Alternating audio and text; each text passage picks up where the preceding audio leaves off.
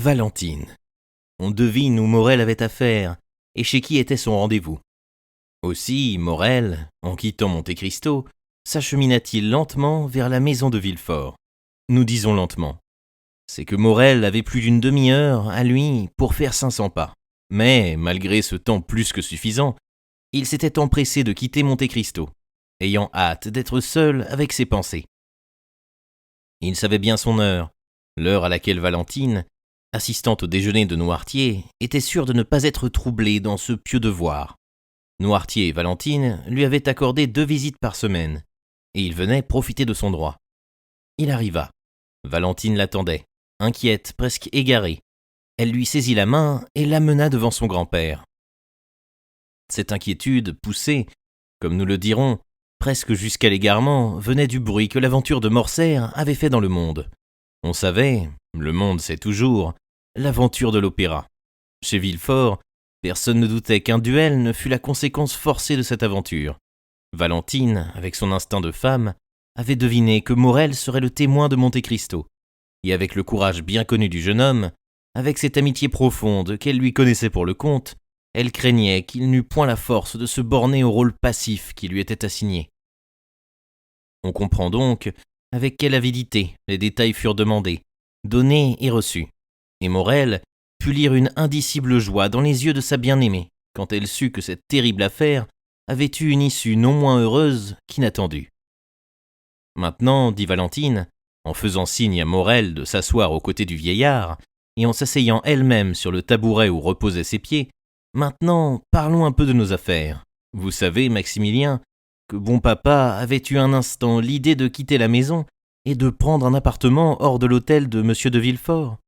Oui, certes, dit Maximilien, je me rappelle de ce projet, et j'y avais même fort applaudi. Eh bien, dit Valentine, applaudissez encore, Maximilien, car bon papa y revient. Bravo, dit Maximilien. Et savez-vous, dit Valentine, quelle raison donne bon papa pour quitter la maison ? Noirtier regardait sa fille, pour lui imposer silence de l'œil. Mais Valentine ne regardait point Noirtier. Ses yeux, son regard, son sourire. Tout était pour Morel.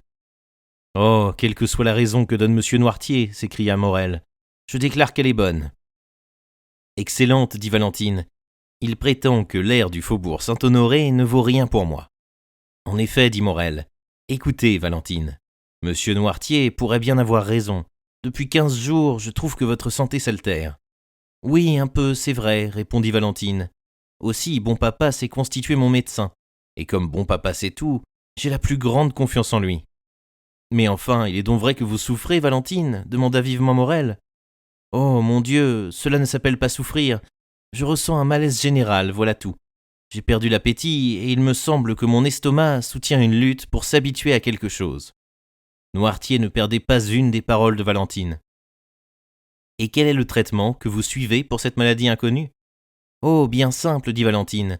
J'avale tous les matins une cuillerée de la potion qu'on apporte pour mon grand-père. Quand je dis une cuillerée, j'ai commencé par une, et maintenant j'en suis à 4. Mon grand-père prétend que c'est une panacée. Valentine souriait, mais il y avait quelque chose de triste et de souffrant dans son sourire. Maximilien, ivre d'amour, la regardait en silence. Elle était bien belle, mais sa pâleur avait pris un ton plus mat. Ses yeux brillaient d'un feu plus ardent que d'habitude, et ses mains, ordinairement d'un blanc de nacre, semblaient des mains de cire qu'une nuance jaunâtre envahit avec le temps. De Valentine, le jeune homme porta les yeux sur Noirtier. Celui-ci considérait avec cette étrange et profonde intelligence la jeune fille absorbée dans son amour, mais lui aussi, comme Morel, suivait cette race d'une sourde souffrance, si peu visible d'ailleurs qu'elle avait échappé à l'œil de tous, excepté à celui du père et de l'amant. Mais, dit Morel, cette potion dont vous êtes arrivé jusqu'à 4 cuillerées, je la croyais médicamentée pour monsieur Noirtier. Je sais que c'est fort amer, dit Valentine, si amer que tout ce que je bois après cela me semble avoir le même goût. Noirtier regarda sa fille d'un ton interrogateur. Oui, bon papa, dit Valentine, c'est comme cela. Tout à l'heure, avant de descendre chez vous, j'ai bu un verre d'eau sucrée. Eh bien, j'en ai laissé la moitié, tant cette eau m'a paru amère. Noirtier pâlit et fit signe qu'il voulait parler. Valentine se leva pour aller chercher le dictionnaire. Noirtier la suivait des yeux avec une angoisse visible. En effet, le sang montait à la tête de la jeune fille, ses joues se colorèrent. Tiens, s'écria-t-elle sans rien perdre de sa gaieté. C'est singulier, un éblouissement. Est-ce donc le soleil qui m'a frappé dans les yeux ? Et elle s'appuya à l'espagnolette de la fenêtre. Il n'y a pas de soleil, dit Morel, encore plus inquiet de l'expression du visage de Noirtier que de l'indisposition de Valentine. Et il courut à Valentine. La jeune fille sourit. Rassure-toi, bon père, dit-elle à Noirtier. Rassurez-vous, Maximilien, ce n'est rien. Et la chose est déjà passée. Mais écoutez donc, n'est-ce pas le bruit d'une voiture que j'entends dans la cour ? Elle ouvrit la porte de Noirtier, courut à une fenêtre du corridor et revint précipitamment. Oui, dit-elle, c'est madame Danglars et sa fille qui viennent nous faire une visite. Adieu, je me sauve, car on me viendrait chercher ici. Ou plutôt, au revoir, restez près de bon papa. Monsieur Maximilien, je vous promets de ne pas les retenir. Morel la suivit des yeux, la vit refermer la porte, et l'entendit monter le petit escalier qui conduisait à la fois chez madame de Villefort et chez elle. Dès qu'elle eut disparu, Noirtier fit signe à Morel de prendre le dictionnaire. Morel obéit. Il s'était, guidé par Valentine, promptement habitué à comprendre le vieillard. Cependant, quelque habitude qu'il eût, et comme il fallait passer en revue une partie des 24 lettres de l'alphabet et trouver chaque mot dans le dictionnaire, ce ne fut qu'au bout de 10 minutes que la pensée du vieillard fut traduite par ces paroles. Cherchez le verre d'eau et la carafe qui sont dans la chambre de Valentine. Morel sonna aussitôt le domestique qui avait remplacé Barrois, et au nom de Noirtier lui donna cet ordre. Le domestique revint un instant après. La carafe et le verre étaient entièrement vides. Noirtier fit signe qu'il voulait parler. « Pourquoi le verre et la carafe sont-ils vides » demanda-t-il. Valentine a dit qu'elle n'avait bu que la moitié du verre. La traduction de cette nouvelle demande prit encore 5 minutes. « Je ne sais, dit le domestique, mais la femme de chambre est dans l'appartement de mademoiselle Valentine. C'est peut-être elle qui l'a vidé. »« Demandez-le lui, dit Morel, traduisant cette fois la pensée de Noirtier par le regard. Le domestique sortit et presque aussitôt rentra. Mademoiselle Valentine a passé par sa chambre pour se rendre dans celle de madame de Villefort, dit-il, et en passant, comme elle avait soif, elle a bu ce qui restait dans le verre. Quant à la carafe, monsieur Édouard l'a vidée pour faire un étang à ses canards. Noirtier leva les yeux au ciel, comme fait un joueur qui joue sur un coup tout ce qu'il possède. Dès lors, les yeux du vieillard se fixèrent sur la porte, et ne quittèrent plus cette direction. C'était, en effet, madame Danglars et sa fille que Valentine avait vues. On les avait conduites à la chambre de madame de Villefort, qui avait dit qu'elle recevrait chez elle. Voilà pourquoi Valentine avait passé par son appartement, sa chambre étant de plein pied avec celle de sa belle-mère, et les 2 chambres n'étant séparées que par celle d'Édouard. Les 2 femmes entrèrent au salon avec cette espèce de roideur officielle qui fait présager une communication. Entre gens du même monde, une nuance est bientôt saisie. Madame de Villefort répondit à cette solennité par de la solennité. En ce moment, Valentine entra, et les révérences recommencèrent. « Chère amie, dit la baronne, tandis que les 2 jeunes filles se prenaient les mains. Je venais avec Eugénie vous annoncer la première, le très prochain mariage de ma fille avec le prince Calvacanti. » Danglars avait maintenu le titre de prince. Le banquier populaire avait trouvé que cela faisait mieux que comte. « Alors, permettez que je vous fasse mes sincères compliments, répondit madame de Villefort. Monsieur le prince Calvacanti paraît un jeune homme plein de rares qualités. Écoutez, dit la baronne en souriant. Si nous parlons comme 2 amis, je dois vous dire que le prince ne nous paraît pas encore être ce qu'il sera.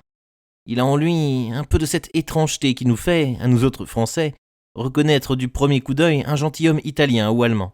Cependant, il annonce un fort bon cœur, beaucoup de finesse d'esprit. Et, quant aux convenances, M. Danglars prétend que la fortune est majestueuse, c'est son mot. Et puis, dit Eugénie en feuilletant l'album de madame de Villefort, ajoutez, madame, que vous avez une inclination toute particulière pour ce jeune homme. Et, dit madame de Villefort, je n'ai pas besoin de vous demander si vous partagez cette inclination. Moi, répondit Eugénie avec son aplomb ordinaire, oh, pas le moins du monde, madame. Ma vocation, à moi, n'était pas de m'enchaîner aux soins d'un ménage ou aux caprices d'un homme, quel qu'il fût. Ma vocation était d'être artiste et libre par conséquent de mon cœur, de ma personne et de ma pensée. Eugénie prononça ces paroles avec un accent si vibrant et si ferme que le rouge en monta au visage de Valentine. La craintive jeune fille ne pouvait comprendre cette nature vigoureuse, qui semblait n'avoir aucune des timidités de la femme. Au reste, continua-t-elle, puisque je suis destinée à être mariée, bon gré, mal gré, Je dois remercier la Providence qui m'a du moins procuré les dédains de M. Albert de Morcerf. Sans cette Providence, je serais aujourd'hui la femme d'un homme perdu d'honneur. C'est pourtant vrai, dit la baronne, avec cette étrange naïveté que l'on trouve quelquefois chez les grandes dames, et que les fréquentations roturières ne peuvent leur faire perdre tout à fait. C'est pourtant vrai. Sans cette hésitation des Morcerf, ma fille épousait ce M. Albert. Le général y tenait beaucoup.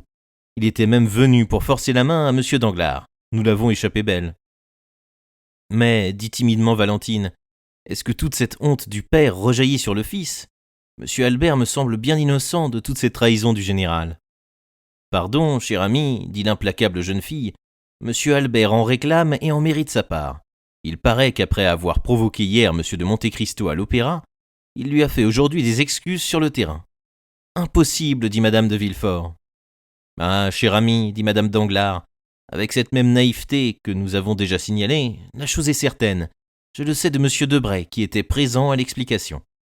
Valentine aussi savait la vérité, mais elle ne répondait pas. Repoussée par un mot dans ses souvenirs, elle se retrouvait en pensée dans la chambre de Noirtier, où l'attendait Morel. Plongée dans cette espèce de contemplation intérieure, Valentine avait depuis un instant cessé de prendre part à la conversation. Il lui eût même été impossible de répéter ce qui avait été dit depuis quelques minutes, quand tout à coup la main de Madame Danglars, en s'appuyant sur son bras, l'attira de sa rêverie. « Qu'y a-t-il, madame » dit Valentine, en tressaillant au contact des doigts de Madame Danglars, comme elle eût tressailli à un contact électrique. « Il y a, ma chère Valentine, dit la baronne, que vous souffrez sans doute. »« Moi, fit la jeune fille, en passant sa main sur son front brûlant. « Oui, regardez-vous dans cette glace. Vous avez rougi et pâli successivement 3 ou 4 fois en l'espace d'1 minute. »« En effet, s'écria Eugénie, tu es bien pâle. »« Oh, ne t'inquiète pas, Eugénie, je suis comme cela depuis quelques jours. » Et si peu rusée qu'elle fût, la jeune fille comprit que c'était une occasion de sortir. D'ailleurs, Madame de Villefort vint à son aide. « Retirez-vous, Valentine, dit-elle. Vous souffrez réellement, et ces dames voudront bien vous pardonner. Buvez un verre d'eau pure, et cela vous remettra. » Valentine embrassa Eugénie, salua Madame Danglars, déjà levée pour se retirer, et sortit. « Cette pauvre enfant, dit Madame de Villefort, quand Valentine eut disparu, elle m'inquiète sérieusement, et je ne serais pas étonné quand il lui arriverait quelque accident grave. » Cependant, Valentine, dans une espèce d'exaltation dont elle ne se rendait pas compte, avait traversé la chambre d'Édouard sans répondre à je ne sais quelle méchanceté de l'enfant, et par chez elle avait atteint le petit escalier. Elle en avait franchi tous les degrés, moins les 3 derniers. Elle entendait déjà la voix de Morel, lorsque tout à coup, un nuage passa devant ses yeux, son pied roidi manqua la marche, ses mains n'eurent plus la force pour la retenir à la rampe, et, froissant la cloison, elle roula du haut des 3 derniers degrés plutôt qu'elle ne les descendit. Morel ne fit qu'un bond. Il ouvrit la porte et trouva Valentine étendue sur le palier. Rapide comme l'éclair, il l'enleva entre ses bras et l'assit dans un fauteuil. Valentine rouvrit les yeux. « Oh, maladroite que je suis, dit-elle, avec une fiévreuse volubilité.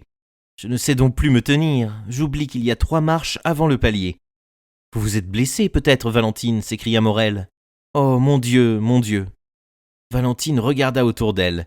Elle vit le plus profond effroi peint dans les yeux de Noirtier. « Rassure-toi, bon père, dit-elle, en essayant de sourire. Ce n'est rien, ce n'est rien.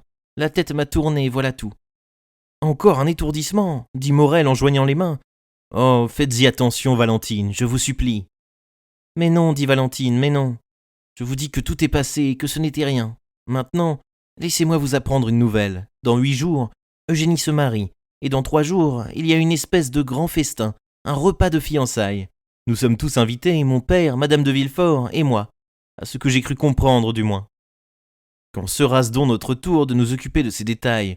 Oh, Valentine, vous qui pouvez tant de choses sur notre bon papa, tâchez qu'il vous réponde bientôt. » Ainsi, demanda Valentine, vous comptez sur moi pour stimuler la lenteur et réveiller la mémoire de bon papa ? Oui, s'écria Morel, mon Dieu, faites vite. Tant que vous ne serez pas à moi, Valentine, il me semblera toujours que vous allez m'échapper. Oh, répondit Valentine, avec un mouvement convulsif. Oh, en vérité, Maximilien, vous êtes trop craintif pour un officier, pour un soldat qui, dit-on, n'a jamais connu la peur. Et elle éclata d'un rire strident et douloureux. Ses bras se roidirent et se tournèrent, sa tête se renversa sur son fauteuil, et elle demeura sans mouvement. Le cri de terreur que Dieu entraînait aux lèvres de Noirtier jaillit de son regard. Morel comprit. Il s'agissait d'appeler du secours. Le jeune homme se pendit à la sonnette. La femme de chambre qui était dans l'appartement de Valentine et les domestiques qui avaient remplacé Barrois accoururent simultanément. Valentine était si pâle, si froide, si inanimée que sans écouter ce qu'on leur disait, la peur qui veillait sans cesse dans cette maison maudite les prit, et qu'ils s'élancèrent par les corridors en criant au secours. Madame Danglars et Eugénie sortaient en ce moment même. Elles purent encore apprendre la cause de toute cette rumeur. « Je vous l'avais bien dit » s'écria madame de Villefort. « Pauvre petite !»